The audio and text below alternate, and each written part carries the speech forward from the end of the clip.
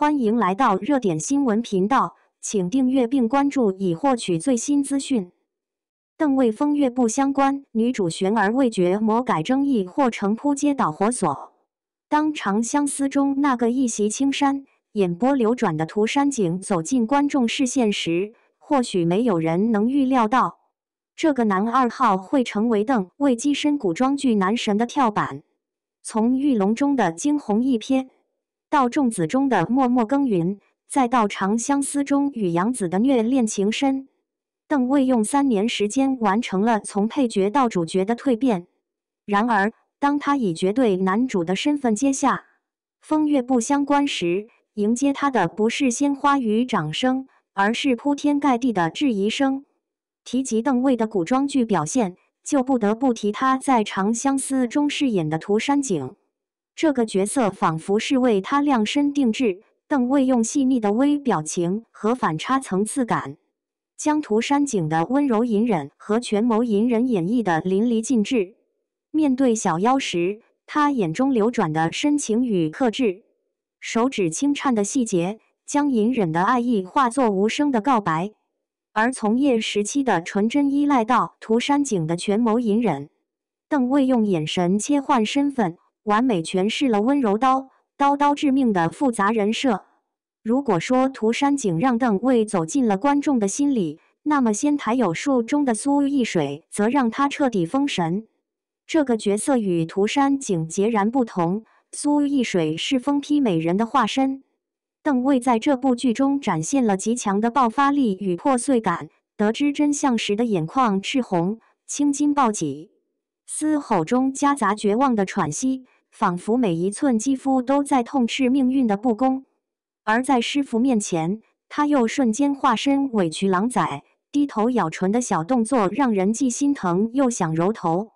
这种邪性与深情的极致拉扯，让观众看到了邓为演技的无限可能。邓为的演技被誉为剧抛式进化，他能够轻松驾驭温柔神明和疯批魔子2种截然不同的角色。在仙台有树中，他的白发造型直接封神，银丝如瀑与冷白肌肤相映，眉间一点朱砂痣，破碎感与神性交织。而黑衣战神造型则更是病娇 King 天花板，玄衣金纹加半面修罗面具，打戏时衣袍翻涌如黑云压城，每一套古装造型都备受赞誉。邓为被誉为古装天花板，他的每一次出场都是一场视觉盛宴。然而，正当邓为的演艺事业如日中天时，风月不相关的魔改争议却将他推上了风口浪尖。这部改编自白鹿成双同名小说的古装剧，原著以女将军关清月的复仇为主线，剧情充斥着虐恋娇妻与渣男男主的古早狗血。然而，剧方却将简介从女主复仇线占70%改为大男主传奇，甚至删减了女主的高光戏份。这一操作直接引发原著粉的暴怒，他们指责剧方既要蹭 IP 热度，又毁 IP 灵魂，更有人翻出我的人间烟火因魔改导致角色崩塌的案例，预言风月不相关将重蹈覆辙。魔改争议背后暴露的是影视行业对流量的焦虑。在数据至上的逻辑下，剧方宁愿牺牲原著精髓，也要迎合邓为粉丝的期待。然而，这种既要又要的贪婪心态，最终可能落得原著粉与路人粉双双流失的下场。除了魔改争议外，风月不相关的女主选角也一直是观众关注的焦点。从最初的李沁到后来的李婉达，再到最近传出的沈雨洁，女主的人选一直扑朔迷离。这位神秘的女主不仅要驾驭关清月这个复杂且多面的角色，还要与邓为产生化学反应，共同演绎这段跨越家国仇恨与个人命运的虐恋。关清月这个角色被形容为《琅琊榜》与《楚乔传》元素相结合的人物设定。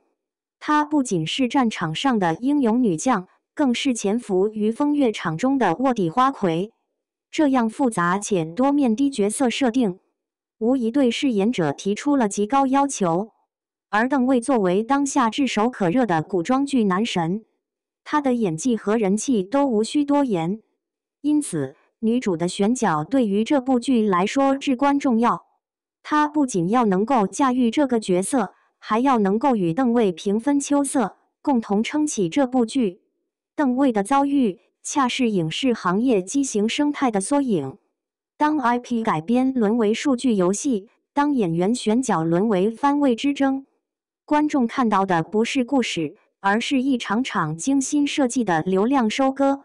风月不相关的争议，不仅是对剧方的警示，更是对整个行业的拷问。在资本与艺术的博弈中，我们究竟失去了什么？或许，只有当行业放下对热度的执念，真正尊重创作规律与观众审美，才能迎来属于影视圈的风月相关。毕竟，在流量的赌桌上，没有真正的赢家。